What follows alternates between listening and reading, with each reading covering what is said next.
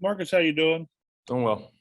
I realize every game's its own entity and all that. And you've mentioned how, like with Naheem, it's going to be game to game. You'll see how you use him. But I think he had 15 touches.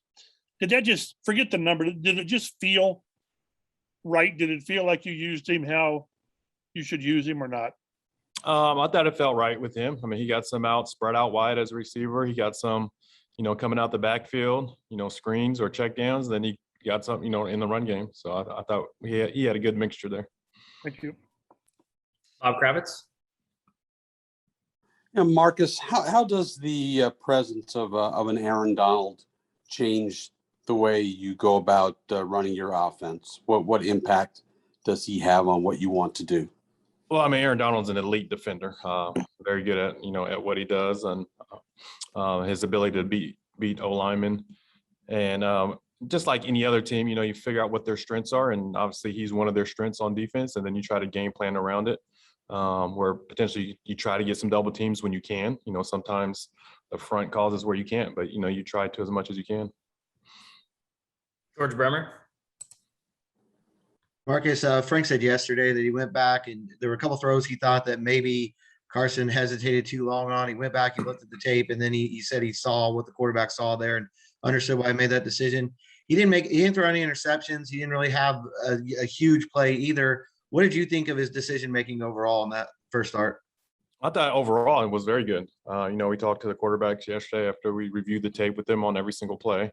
I thought his post-snap decisions were excellent. He did a great job making the right decision, throwing it to where he wanted to be. His eyes were in the right place. So overall, I thought he did very well. Joel.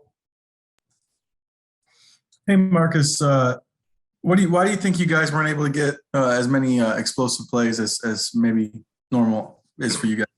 Yeah, I mean, that was one of the things we talked about after the game. Is like, so we felt like we had some very good drives going throughout the game, but a defense like that, they're kind of counting on you to, to sustain that drive and and put and finish in the end zone. We weren't able to do that at times. Part of it just their defensive scheme, but for us, we just got to find different ways to eventually take some shots down the field.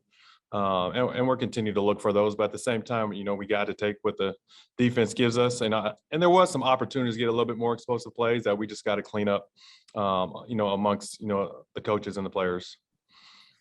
Frank's kind of mentioned during training camp that you guys think you guys can get the ball down the field a lot this season. Obviously, do you just kind of go, okay, that was one game, and we move on, and we get back to that if we can?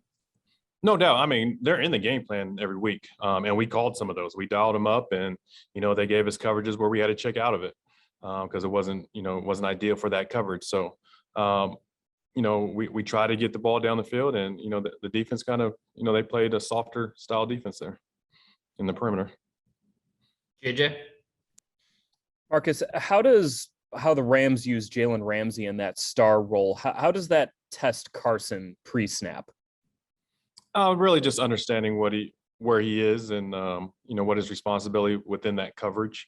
Obviously it's a different spot, bringing him inside, they're moving around a lot, he is playing, a lot in the slot, but then there's times on different personnels where he's outside playing, on wideouts. So, we're still diving down into the film, but, we're getting ready and be able to trust his eyes and what he sees out there.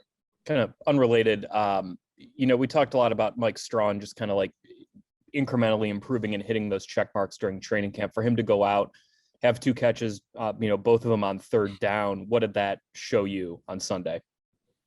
That he could be relied upon, that he's growing, and then he could contribute, to the offense. And I thought he did a great job with his opportunities. I mean, he had the early third down conversion, then he had a nice big one on 3rd and long, while we were backed up. So he's just going to continue to grow, and we're looking forward to that. Chap. Yeah, Marcus, to piggyback off what Bob Kravitz asked you about Aaron Donald, is it beneficial to have had training camp going against DeForest? Yeah, I realize that their body types are different, but that is an advantage. It is an advantage, having a guy like Buckner who causes problems, in the interior, as does Aaron Donald. So, we had to, kind of scheme a little bit of that in training camp during competitive periods. And we kind of used some of what we did during training camp, going into this game.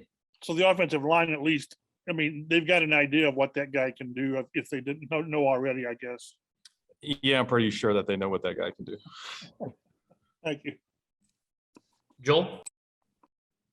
Marcus, what the way you guys split things up between Jonathan and Naheem with Marlon Mack not getting any time, is that probably somewhat the way it's going to be going forward? Oh, well, no, I mean, we plan to get Marlon involved. It just didn't go that way this past game, and it's game one. And, we do plan on getting him involved, and we'll see how the plan shakes out this week.